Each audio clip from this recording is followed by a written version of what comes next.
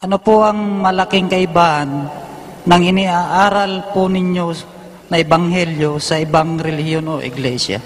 Alam mo ang pagkakaiba natin, kapatid na nagtatanong? Eto, babasahin ko sa iyo sa Ecclesiastes.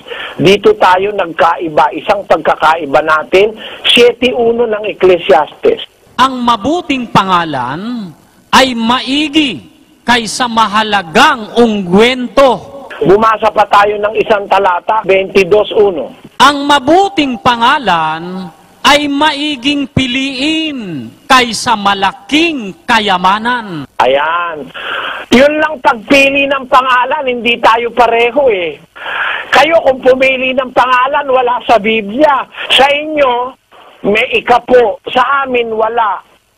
Bawal yon. Hindi kami nagtuturo ng ikapo kasi hindi naman yun ang batas ni Kristo.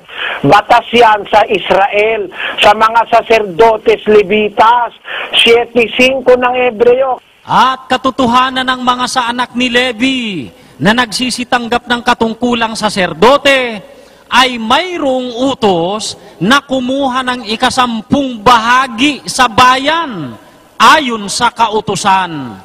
Sa makatuwid ay sa kanilang mga kapatid.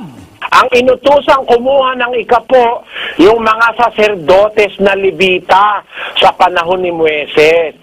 Pagdating ni Kristo, yun din ba utos? Sa 7:12. Sapagkat ng palitan ang pagkasaserdote, ay kinailangang palitan naman ang kautusan. Pinalitan na yung utos na ikapo.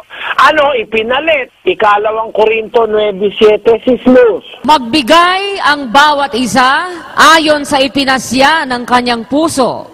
Huwag mabigat sa loob o dahil sa pinipilit, sapagkat iniibig ng Diyos ang nagbibigay na masaya.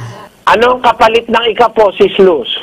Magbigay ayon sa ipinasya ng kanyang puso. So hindi na ikapo. Hindi na po ikapo. Ang magpapasya kung magkano, alin? Ang puso po ng magbibigay. Ayun. Kaya, alam mo kapatid, pagkakaiba natin marami. Kami nakabatay sa Biblia. Ang aming paniniwala, pati pangalan, nakabatay. Yung ikapo nyo, mali sa Biblia. Kasi panahon ni Moises, utos yan. Hanggang ngayon, tinutupad nyo. Kung tutuparin nyo yung ikapo, dapat huwag kayong kakain ng baboy. Kasi yung utos na huwag kakain ng baboy sa panahon ni Moises, mas ganun kayo. Meron kayong kinukuha, meron kayong hindi kinukuha.